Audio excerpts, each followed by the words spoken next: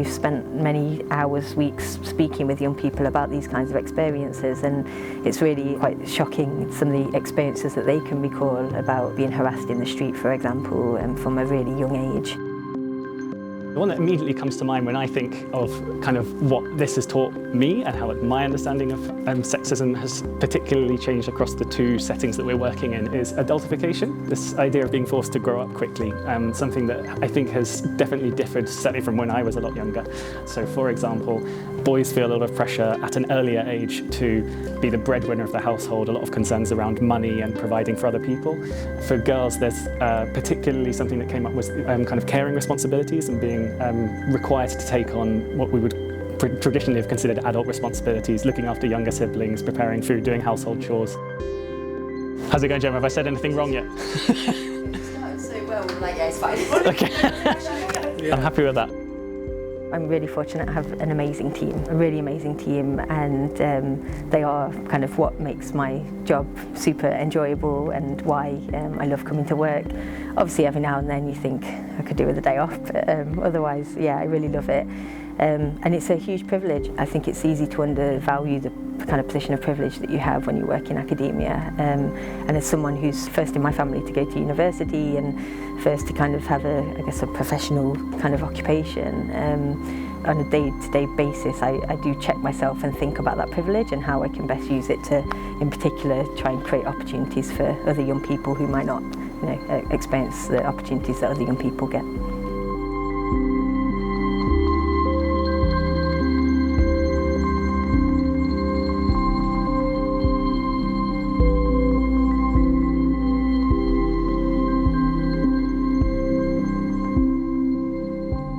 I'm Gemma Knowles, I'm a lecturer in epidemiology and youth mental health at King's College London.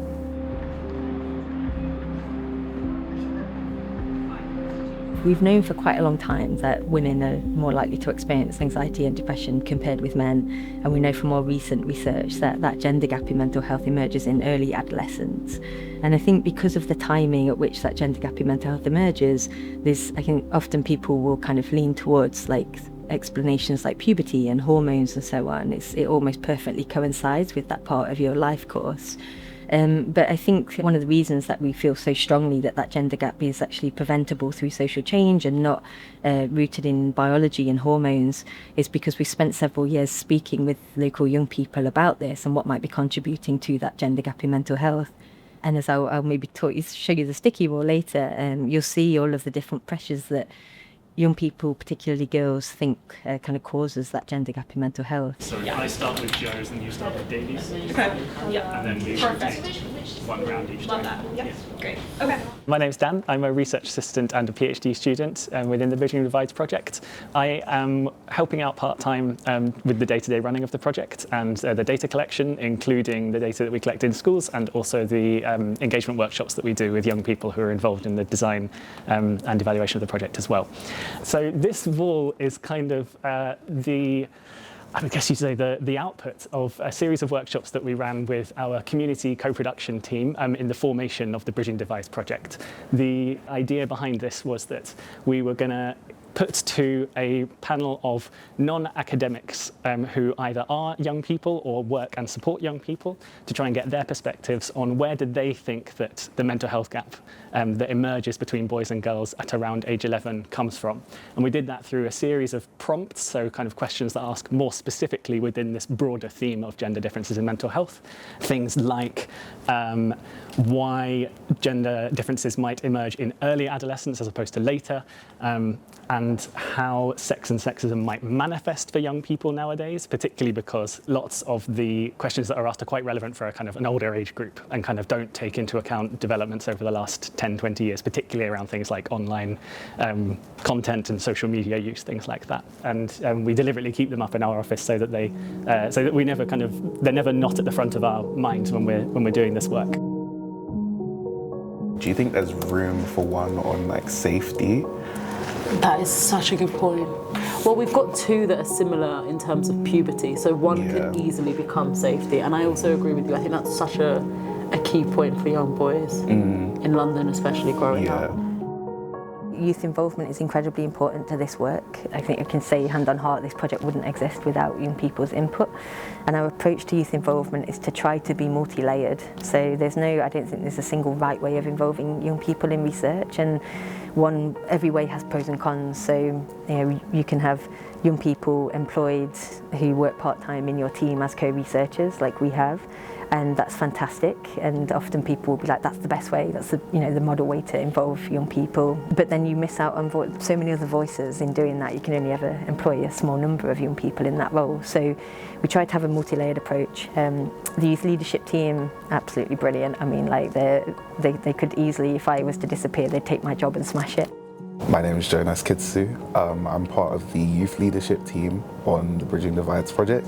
My name is Taisha Richards, and I'm also part of the youth leadership team. We started this role quite a while ago. I was 16 when I started working with the research centre, and we are co-researchers with the team. So we do everything around the research and the data, but we also bridge the gap between the young people that we work with and for and our research team.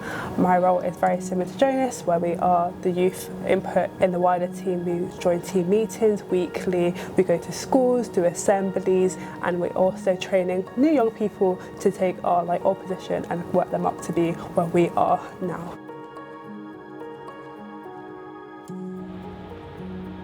So with the Emerging Leaders Prize funding, we'll be trying to do a deep dive on understanding boys' experiences of sexism and misogyny in what is a rapidly changing world. There are terms now that are kind of in common day use that we probably didn't exist 5 or 6 years ago, like incel culture and the manosphere and so on.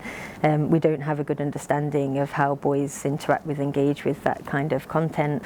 And by trying to understand what that experience is, we can design tools that allow us to measure it better in research, so that we can really do a deep dive on what that experience is nowadays for young boys and how it is impacting their social and emotional development.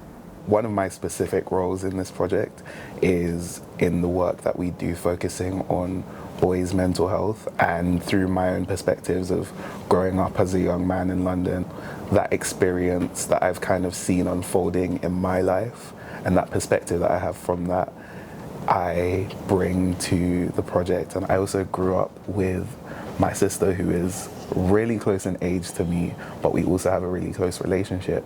And from when we hit adolescence, it kind of became really clear some of the gender differences that we face in terms of how we experience our mental health, and knowing in real detail what the experience can be like for young women has made me really passionate about being involved in this project and using that knowledge and that motivation to create a better world for all young people.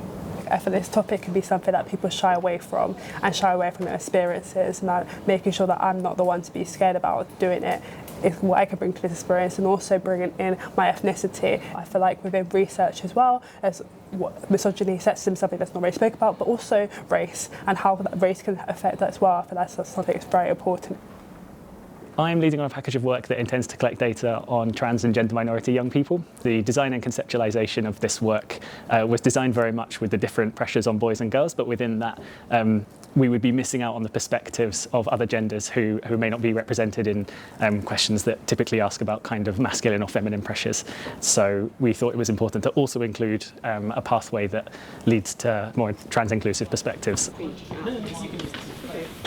The gap between mental health between girls and boys have been here for decades, centuries, and it's time something's done about it. And yes, research has been done about it, but we can still see this gap. So we're going to make sure this topic is actually brought to light. So yeah, it's about the policy changes, it's about making young people happier and doing something about it, not just researching it, but making sure that this change is being made. I think also the perspective from which that we're doing it with. We're collaborating with a team in Tokyo, and being able to create a blueprint that's applicable globally and sensitive to different cultures and different environments is so important. I guess there's a few things we want to achieve. As a whole, we want to try to change the narrative about teenage girls' mental health as one. So, as I said before, you often get a sense that people will jump straight towards puberty and hormones as the main driver of these gaps in mental health that we see, and we don't think that's the case. We think that actually we could prevent it through social change. But likewise, I think we can also shift the narrative on some of the headlines that are, grabbing attention in relation to boys at the moment and young men. It's equally important to understand how boys experience sexism and misogyny, and to find ways to tackle that.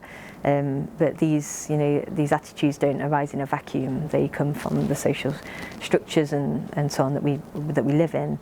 Many young boys do really challenge and resist these kinds of attitudes, and that's often lost.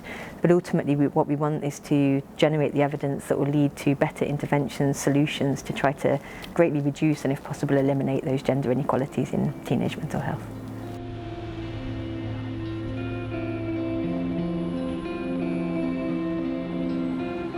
I think probably most people have some connection with mental health in some way, shape or form, and I think many people at some point in their life will struggle with their mental health. I think for me personally, I think my childhood wasn't always the easiest, and at times that has, I guess, caused me to struggle as well mentally.